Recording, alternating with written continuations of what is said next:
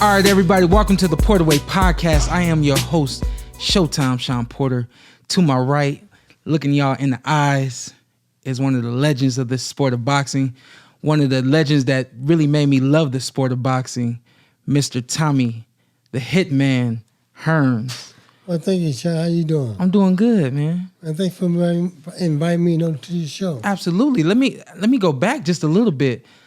Is it the Hitman or is it the Motor City Cobra? Both. They both stand out. They both stand out? Yeah. I gave them a name. I need to know because I'm the man of AKAs, but you got two of them. You got the Motor City Cobra and you got the Hitman. Where'd they come from?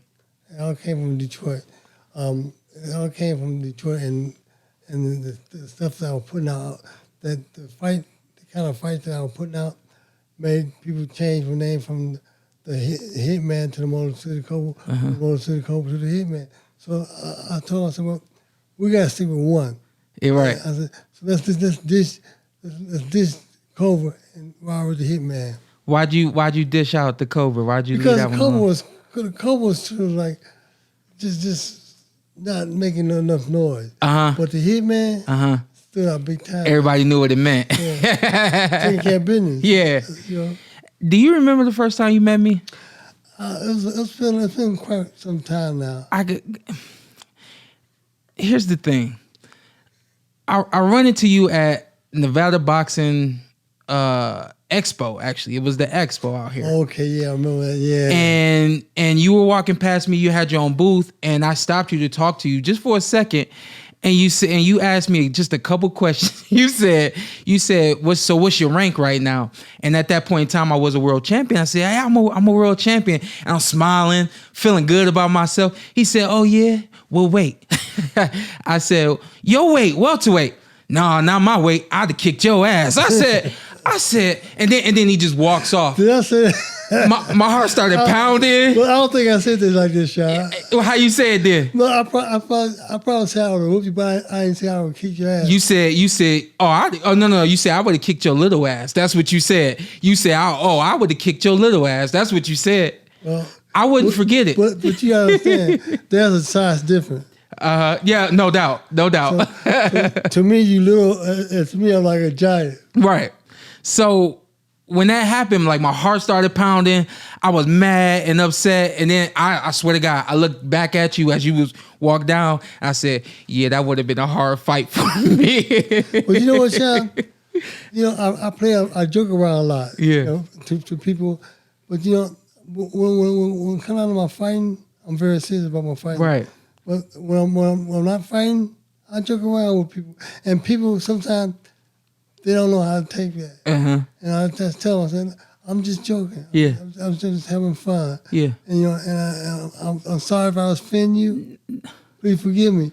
Well, you scared me. You scared me. I was scared. No, I hardly scared you, Shawn. I won't worry about scaring you, but I won't worry about offending you. So that was about 3 or 4 years ago. And once I found out that you were going to come here to my home to interview you, I started thinking of, you know, what we're going to talk about and all that. And that was one of the first things that jumped out to me. But that must have left a bad taste in your mouth. Did it? I literally, like my heart started pounding, and I was upset about it. I'm like, he don't even know me. He ain't seen me fight. And then once you got a little ways away, I looked back one more time and thought about it and said, yeah, that would have been a hard fight for me. So in telling that story, I just want to know, like, was that always your mindset when you got in the ring? Well, it's take control. Yeah. Stay in control. Never let the man get control. Because once your opponent gets control, he can do what he want to do. But if you stay in control, you call a shot. I gotta tell you, man, I'm on the right track. That is my game. My game is controlling my opponents and let him know that this is your ring. Yeah. You dictate what goes on here. Yeah. And all you do is you sit right there and just listen. Dictate. Tell him what to do. Yeah. Show that you mean business. Yeah. All I ever did. I was talking to somebody the other day and I told them, I said, I'm such a dictator in the ring because outside of the ring, I've always had to listen and look at other people, whether that was my dad my older brothers that I was trying to follow around and do things with, other coaches and things like that. When I get in the ring, that really is my opportunity to be the boss. Be in control. To be in control. Yeah. And it's like whatever I'm not in control of outside of the ring, it's like that whole control mindset. Like, yeah, it doesn't even matter. And it's like all of a sudden you're in the ring and you can control it. Right. Well, my thing was, in my life, my father didn't play a big role in my life. Mm-hmm. So I wasn't looking for advice from Dad because he wasn't there. Mm-hmm. But you, as being who you are and having your dad with you, that's a great thing. Absolutely. And I always remember, try to always give your dad the most respect that you possibly can. Mm-hmm. Yeah. Because if it weren't for Dad and Mom. Mm-hmm. Yep. I wouldn't be where I'm at right now. Yeah. Let's go back to the beginning. How did you start boxing? I'm always interested to find out how guys really get into the sport. In around 67, 68, I was about 10? 9 years old. Mm-hmm. And I seen Muhammad fight on TV.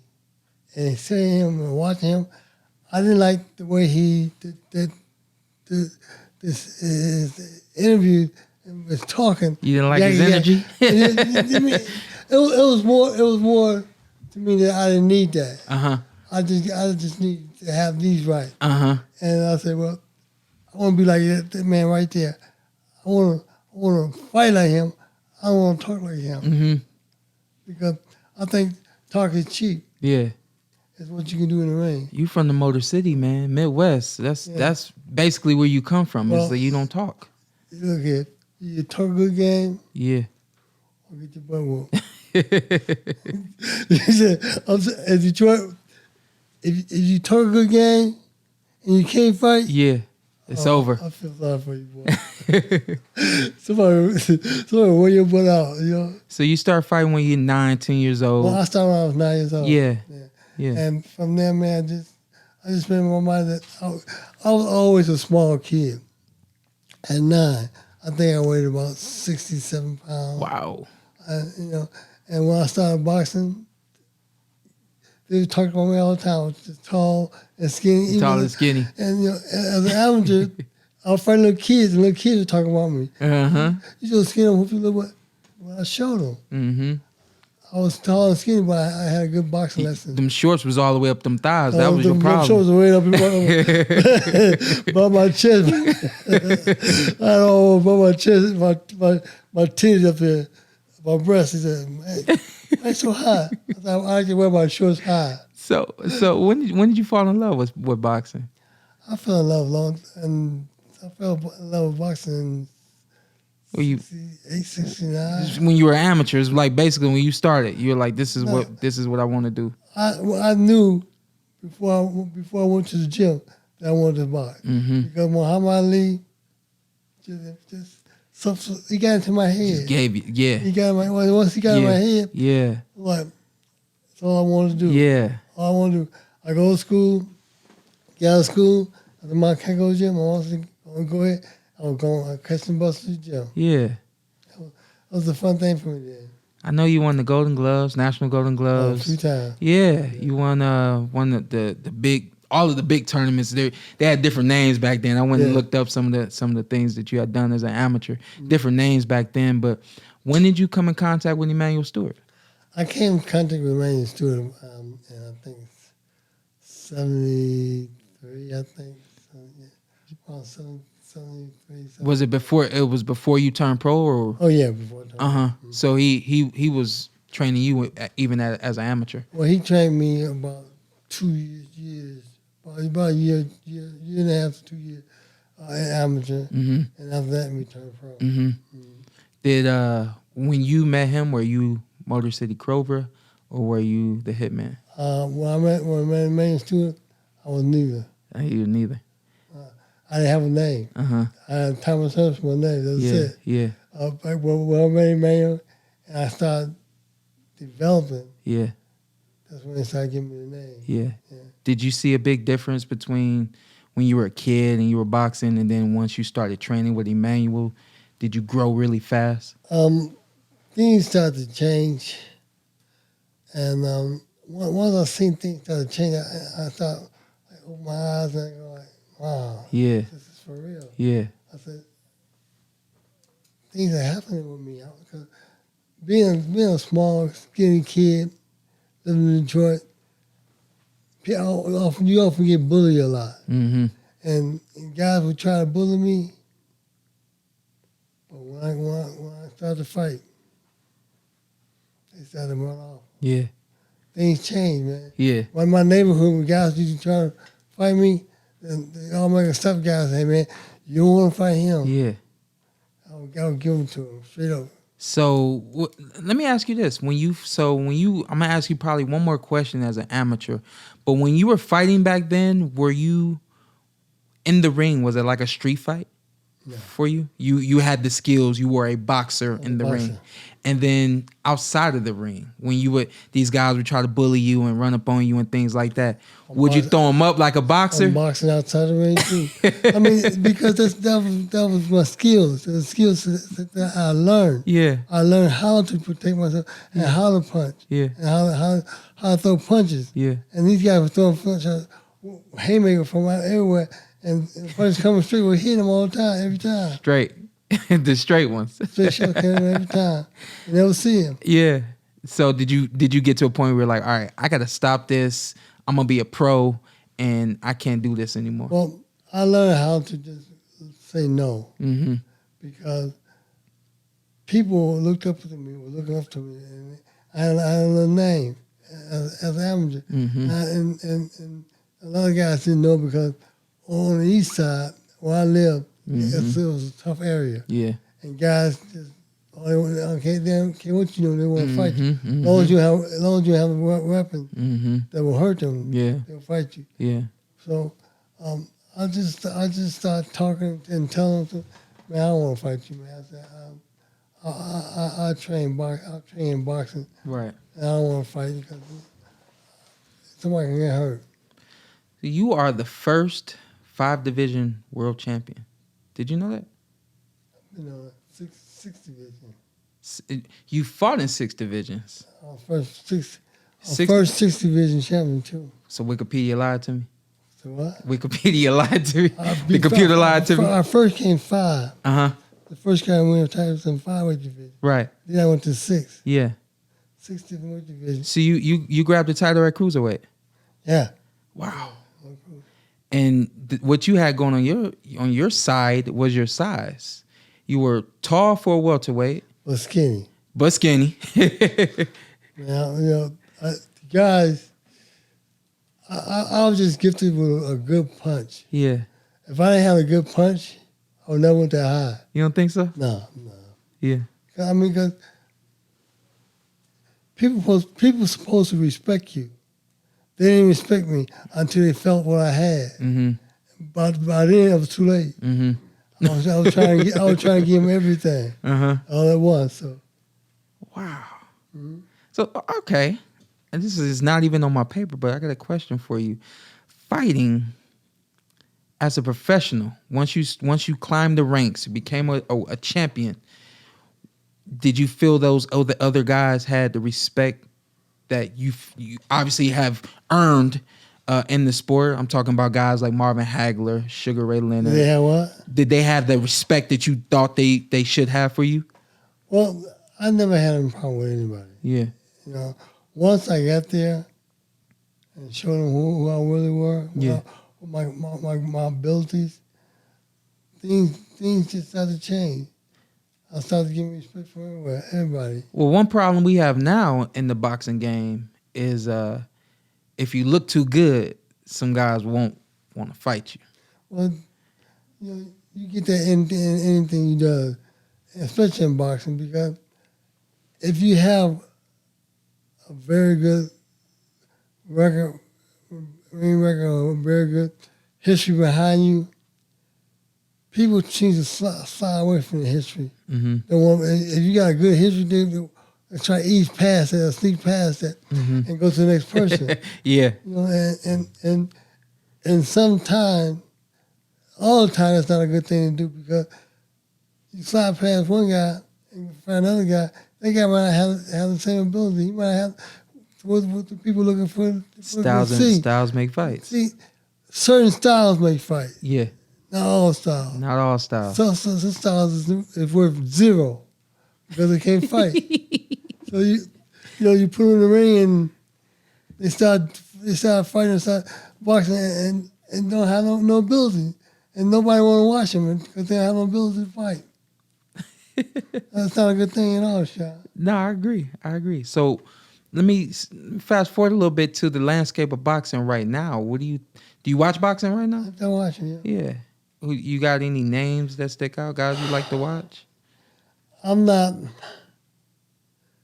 I have to be honest. I don't have no great no names. Yeah. Only I like Muhammad Ali. Yeah. I still like Ray, and Ray knows. So like when boxing comes on, you just gonna tune in and watch it. Well, I watch it. Yeah, I watch boxing. Yeah. Are you normally entertained? A lot of times. I am. Yeah.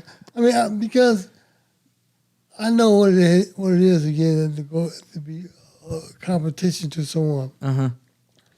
If two guys have good ability, they're gonna make the fight a little bit boring sometimes because they both trying to get off, and one might say, "Well, let me lay back," and when he say "let me lay back," that's when the other guy starts to take control. So you got to always be thinking ahead. Say, "Hey, what do I have to do to defeat him? You know, can I do this?" In the ring, if you're not thinking that, the other man gonna think past you and run over you. When you watch boxing nowadays, do you watch and you say, "Oh man, I would have knocked that guy out," or "Oh man, I would have crushed him"? Shawn, I'd have kicked his. It's not good, Shawn. Yeah, it's not good because you know what? Compared to what you know, sometimes what you see is not what you get. Sometimes you see something, and them doing something with another fighter, and they fight somebody different. It's a total different fight. Yeah, styles make fight. Yeah, sometimes a person's style may make it a bad you gotta fight. say certain styles make fights. It changes like from here on. Certain styles make fights. I've never heard that, but it makes sense. But if you see two guys fighting, and one guy doing real good boxing, moving in and connecting, the other guy he trying to do and he ain't doing nothing. He just fainting and looking. The man has a much better style than you, a much better ability than you. Yeah. So that mean that you got to accept it. That means sit down, start grilling, start drilling them shots through there, and see how much you really can take. Yeah. If you can't take it, he don't like that style. Your style of fighting. You know what I'm saying? Yes, sir. So, like your style of fighting, Shawn, Yeah. it's different than mine. Yeah. A lot different than mine. Absolutely. Because you're shorter. Yeah. And I seen you fight before. Yeah. And I take my hat off to you, Shawn. Oh, I was gonna say be nice to me, but I appreciate that.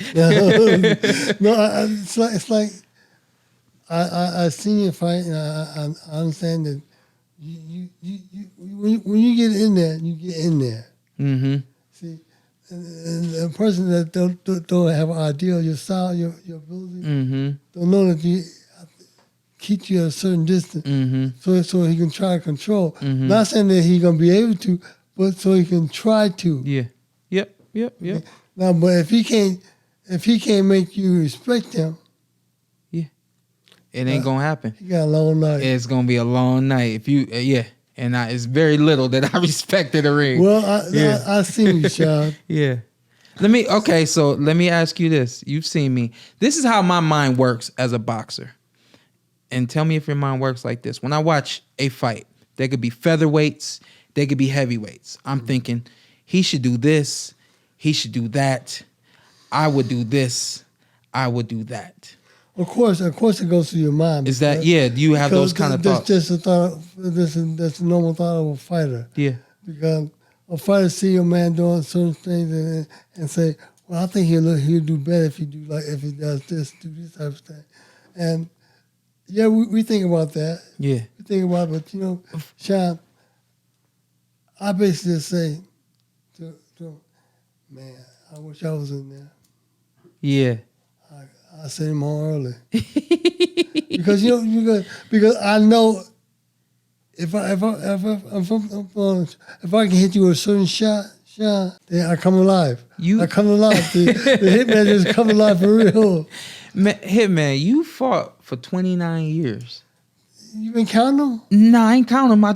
I read and I looked, and you know, more than I had before this week. I've seen so many videos of you, and so much respect for you, with the understanding that if I was fighting in that time, that would be who I would be fighting. Can you beat that? Can you fight against that? And so it's guys like you and it's guys like Marvin Hagler. You two are my favorite two fighters of all time. Who when people see me in the ring and they see that my energy and my conditioning is the same in the 12th round or close to it as it was for somebody in the first or second round, it's because I saw what you guys were able to do in your lifetime, and that is what I brought to my lifetime. That's what I brought to my generation. I brought your 70 and 80 generation to my, and 90 and even 2000, because you fought until 2006. I don't know what you was thinking, but, and you won, and winning. What you mean you don't know what I'm thinking? And winning. Why you don't know what I'm thinking? Why'd you fight so long? 29 years. Listen. You loved it. That was my game. Loved it. I dream of waking up fighting every day. Yeah. Because, you know, boxing to me was the greatest thing that I could have ever done. Yeah. Because I enjoy my profession. I enjoy getting there and moving on my being up on my toes, moving and sticking that jab. Yeah. And the right hand, when I hit your right hand, yeah, it makes me so happy. Yeah. Yeah. What do you remember what you were feeling like the last time you fought in 2006? I was still at my high. I was still high. I'm feeling good. Yeah. Because things, when God blesses you to do something, yep, He gives you a great blessing. Yes, sir. And He blessed me to be able to get on my toes, move around, box, and to punch too at the same time. Yeah. Man, it was hard. It was hard for them guys to deal with that. Yeah. Even when I talked to Ray, I said, Ray, how did you feel when I was hitting you with your hard right hand? Yeah. Did it make you want to cry? No. Sure. You asked him that. Ray will tell you, man. I don't bite my tongue. I ask him quite straight up because I want to know, because he will tell me, how did you feel when I caught you in the corner? It just made me want to kick your butt even better. Yeah. I really had a thing about Ray. I know we made each other a lot of money, but I had a thing about we just wanted to beat each other up all the time. Yeah. I kind of feel like that's a lost art in boxing. I don't feel like guys will look at another fighter and say, I just want to fight you. I think nowadays it's just all about the money. It's about the money.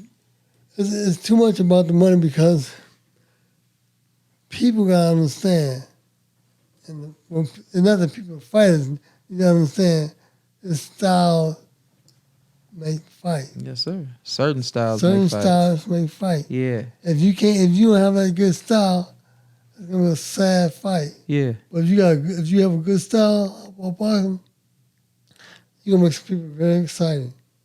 And that's the people who come to see the fight. Yes, sir. You're gonna make them very happy. Yes, sir. Yes, sir. That is why I box. I box because I feel like I'm entertaining people and I'm making people happy. Well, Shawn, you keep doing that, man, because boxing is a game, a sport that don't last so long. Yeah. Only if you're doing the right thing. Yes, sir. So remember that. Do the right thing. I mean, train your heart every time. Yes, sir. So you go out there and give your best performance. Yes, sir. Each time. Yes, sir. Dude, so even now, do you find yourself shadow boxing? You look in the mirror and get down a little bit? Sean, I find myself doing that, but you know what else? Even greater than that, What's Sean? that? I think about fighting again all the time. Yeah. All the time. I can't get out of my system. Yeah. It's in me. Wow. You know, it's in me, Sean. I think about it. I said, man, I'll keep. Man, just give me 5 minutes. That's amazing. 5 minutes. All these 5 minutes. That's Sean. amazing. I can do a lot in 5 minutes. Yeah.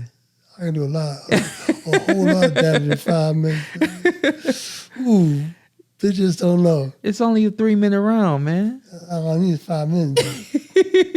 Give me a round and a half. A round and a half, I'm good. You can send me home. Just a round and a half. A round and a half. I've been got some. Man, I'm gonna hit man with so many good shots. I don't need no more. Yeah. You ready to go home anyway? Did you ever do any other sports outside of boxing? I play basketball. You play ball? Yeah. Did you play ball? I played a little bit of ball. Football was my thing. Yeah, football was my thing. Maybe one day we play some basketball together. You want to play some ball? I got a hoop right outside. It's cold outside. Yeah, I know. I'm saying we'll get together. Get together. I come on in daylight outside. Yeah, come on so through. you can see them shots rain through there. Yeah. Got your name. Shot. I'm gonna catch you on camera. Shot. I'm gonna catch you on camera shooting the rock, and then I'm gonna get you shadow boxing. And then you can be happy. Yeah, I know I am. I am. You are an amazing man. I didn't know how amazing you are. Well, thank you, Sean. Sean, are you looking for something? No, but so the name of the show is the Porter Way Podcast. Mm-hmm. And basically, my dad and I, he looks like he left. My dad and I we're different. Mm-hmm. You don't run into guys like us often, especially not in the sport, not in the sport that we do. Mm-hmm. And so everything from the hard work that we have, the discipline that we have, the fun that we have outside of the sport without drinking and smoking and hanging out with girls and strip clubs and all that kind of stuff. Just good. I call it good, clean fun. I bought a basketball hoop for my birthday because that's all I want to do is hang out with my friends and my family and just enjoy life and be outside and enjoy life. And so when I get an opportunity to do things like this for the podcast and for the listeners and viewers, I always want to motivate them. And I always want to inspire them, give y'all something to look forward to, whether that's us kicking it and having fun and laughing, or we get a gentleman like this that comes into the studio and is gracious enough to bless us with some of your time at this late hour. I know it's past your bedtime. It's like 9:30. I'm not early. I take my time. But for me to be able to do this and for you to come here and do it, you emulate what the show is. Mm-hmm. And I knew you emulated what the show was from a standpoint of being a fighter, from the standpoint of being a legend, from the standpoint of being exciting, charismatic, all of the energy, one punch and it's over, the Hitman, the Motor City Cobra, all that. But to sit here with you now and have an extended conversation with you, see the knowledge that you have that I knew you had, I'm going to have you back and it's going to be a completely different type of situation. The next time you come back, you will actually be sharing more knowledge. Mm-hmm. But for you to share what you have shared so far and for me to receive it and for everyone else to receive it, changing lives and producing good human beings is what I'm about. And I can tell that that's what you're about.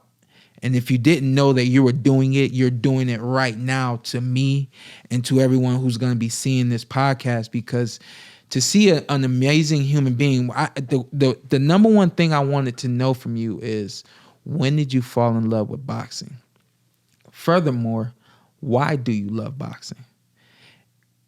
The answer from you is simply, God gave me this gift. God made me tall and lanky, and he gave me some power. There ain't no other tall and lanky men have. Most tall and lanky guys is playing ball overseas or in the NBA, but he gave me a gift. I was able to use my hands and my feet together, and I took it for 29 years. And not only that, I still love it today, and I still want to do it. And to me, that's amazing. Shawn, you said something very important to me just a minute ago. Well, I took up boxing for 29 years, and I did it. Even today, Shawn, I think about boxing. Yeah. I think about fighting. Mm-hmm. And being the person that I am and the things that I have accomplished in the boxing world, it still lingers inside my mind, in my head. It's something says, fight, fight, fight. Yeah. And Shawn, I think that you may see the Hitman once again. Yeah. I'm not saying you're going to see a whole lot of them. Yeah. But you're going to see, I plan to do at least a few more fights. Yeah. So that's amazing. And because you know what? I sit around the house, I train, and the guys can't touch me. And I said, man, I should be out there fighting, showing people that I still have the ability to do what I love doing. Yeah. That's amazing, man. That, for me, well, do you feel like you've accomplished everything you wanted to accomplish in this sport? I have accomplished a great deal in boxing. Absolutely. But you know what? It's not over until it's really over. Yeah. And God has to say so of that. Yeah. When God blesses you with ability, God wants you to use what He blessed you with, and not be a fool. And I'm trying to think over positively before I make a move or say what I'm really going to do.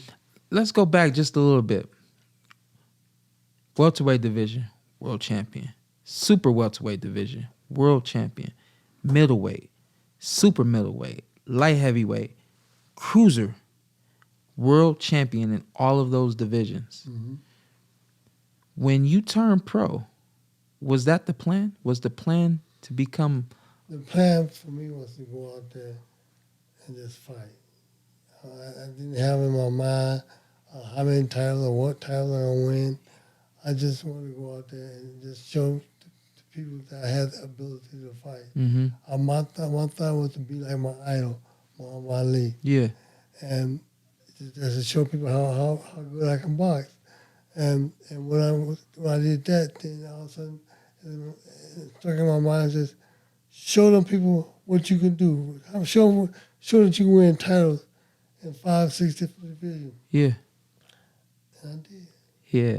I was successful. Yeah. Now, Shawn, the way I think now and the way I feel, there's something inside me saying, Thomas, go back out there. Yeah. Go back out there. Do it again. Show the world what you have that God put in you to do. Yeah. Pull this up to you a little bit. Okay. Yeah. I'm sorry. Yeah, no, you're good. Right there. And so I want to show the world that even though I'm older now, but that thrill is not gone. Yeah. The thrill is still here. Yeah. And I'm going to show the people how great the thrill still is right now. Yeah. That's amazing to me. It can be done. I know. That's what I'm showing. I want to show the world that I can do it. Yeah. I have it inside of me that I want to show them how you can do it. If you put your mind to it, your heart to it, and go do it, you can do it. For the record, because this is going to be everywhere, and I need this to go on the record.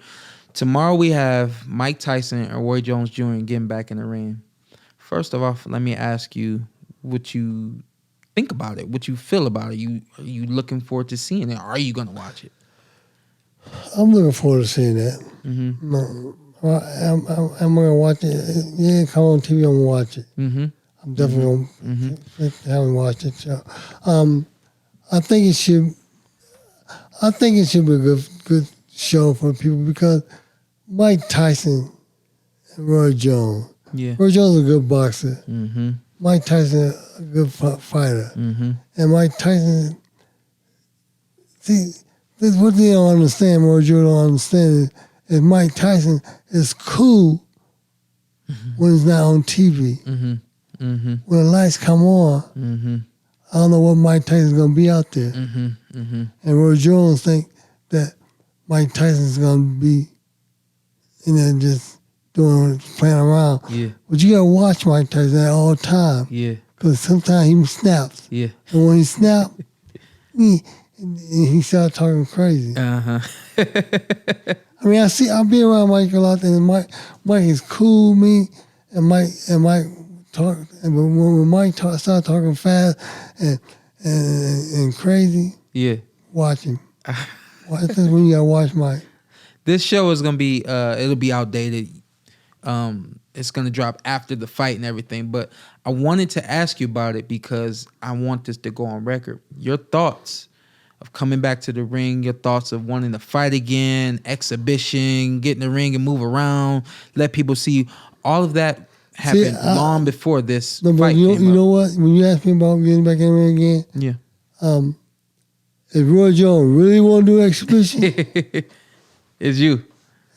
it's me. I'm his side. Mike Tyson's not his side. I'm gonna start some trouble, man. This ain't gonna happen anyway. So I'm gonna start some trouble. Out of your era, if you were gonna do an exhibition right now with somebody, who would it be? You know what? The way I feel, they can pick who they want to pick. Yeah. I'm gonna be ready for them. Yeah. All of because it's my time to show the world that Thomas Hearns still has the ability to do it and wants to do it. Yeah. My big thing in life is if you love something and if you believe in it, If you love something, you can do it. Yeah, if you love something, Yeah. you spend the time Yeah. to make it right. Yeah. Get it right. Yeah. To show the world that you can do it. Yeah. And my thing is, all I need is the audience, the people time to see what I have. If they give me that time, I'll show them what I can do. Yeah. So what about I got to bring this up. You did an episode of Martin. Yeah. You don't want to just act? You don't want to do no acting? But you know what? I can do that in between Yeah. boxing. You know, I had fun. I had a great time, especially with Marvin. Excuse me. With Martin. With Martin. Yeah. Martin, I had a great time with Martin. Yeah. Martin is one funny guy, man. Yes, sir. And he knows what he's doing with that TV stuff, man. Yeah. And I had a great time, and I would definitely do it again anytime. Uh-huh. Did you? So you had a lot of fun doing that episode. That's probably one of the more famous episodes that he had on that show. Of course, because he was in there with me. With the Hitman. You know, he was in there with me, and he tried to show the world that he can box. Uh-huh. I let him do what he wanted to do. When y'all filmed that, was there any training involved? Did he ever go to the gym with you or anything like that? No, he was training himself. Uh-huh. Yeah. Yeah, but it's funny, man. the whole time we were doing the whole episode, it was just hilarious. Yeah. Couldn't stop laughing. Even when I was in the ring boxing, I was still laughing. The whole time. I tried to keep a straight face. It was hard. So how long did that episode take to film? It took a few hours. Just a few hours. It wasn't a couple days for that whole entire episode. No, it took about 4 or 5 hours. Yeah. Was it a lot of cutting because you were laughing? There was a lot of cutting.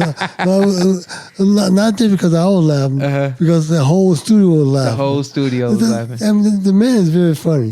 Very hilarious, man. Yeah. Will you ever see him now? And you ever talk to him? I haven't seen him in quite some time now. Yeah. I'm gonna get y'all linked up soon. Huh? I'm gonna get y'all linked up soon. And maybe we can do something else together. Yep. Yeah. So outside of the boxing ring, what now? What is it now? What do you got going on now? Just hang with the family. Just trying to be a family man now. Yeah. Take care of my family. And you keep Nifty by your side for the most part, right? Russell, yeah, Nipsey Russell. Uh-huh. You know Nipsey? This guy right here. Oh, I thought you were Nipsey Russell. You call him Nipsey? That's my little nephew, man. Yeah. He's a great guy, man. I love him to death, man. He always been for his uncle. He look out for his uncle. Yeah. And as he should. There's a big fight next week.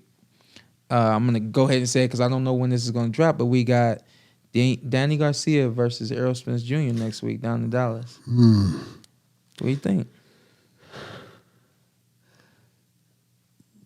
Garcia, to me, is a good fighter, but both guys are good fighters. You know, it's hard to say. I can't call a winner, but I think it's gonna be a very exciting thing to happen.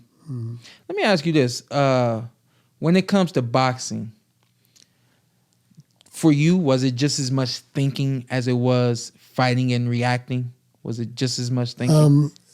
It's a lot of thinking, a lot of thought. A lot of thought goes into it, boxing, and that's the whole training section, the training time that you in training camp.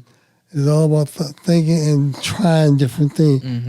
Thinking I'll think your opponents, but try different things to see what works for you, what don't.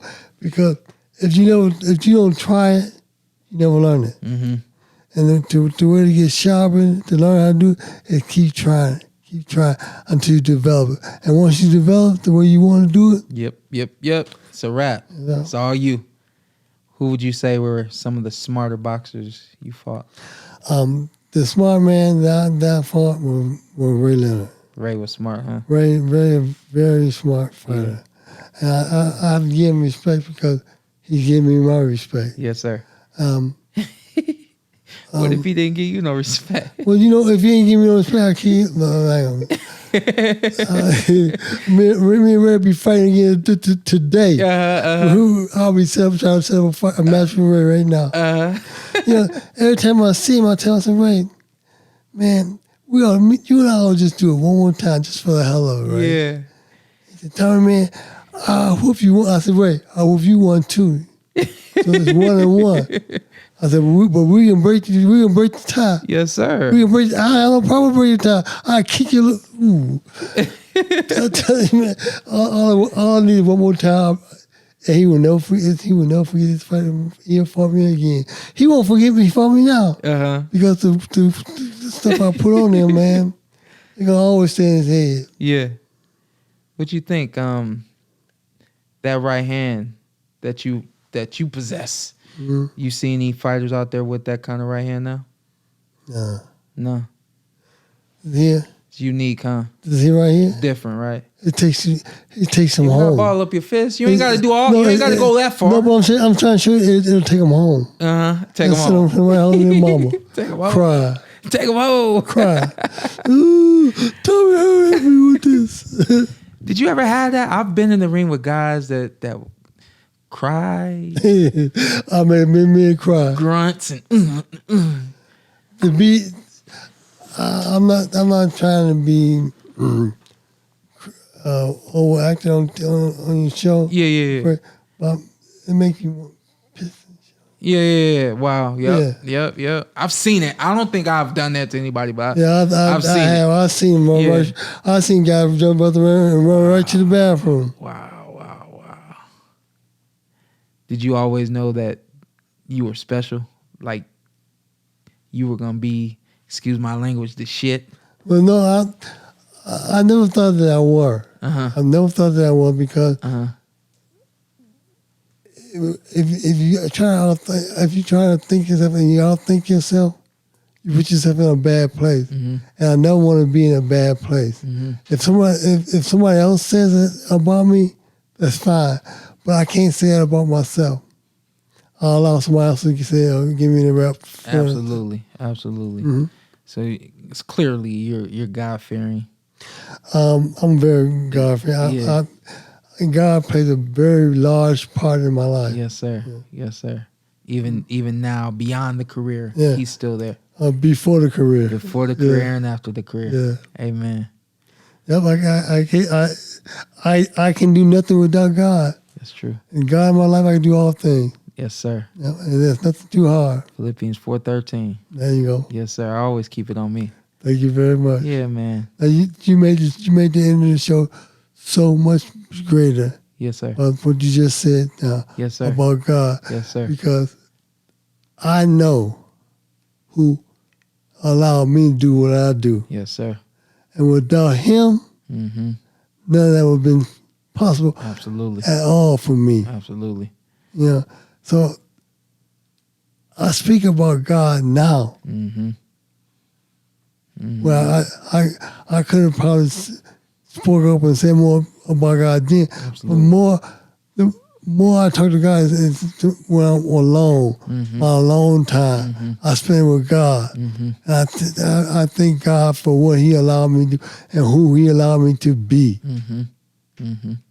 You know, so my thing is as long as we do be right and do the right thing, Yes, sir. and not hurt nobody or be mean to anybody, Mm-hmm. God gonna take watch care of over you. us. Yes, sir.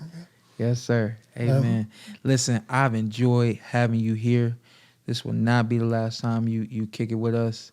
Next time you come, I'm gonna have the whole crew, and we're gonna get down to some karaoke. How about that? Don't make me get up and start rapping, boy.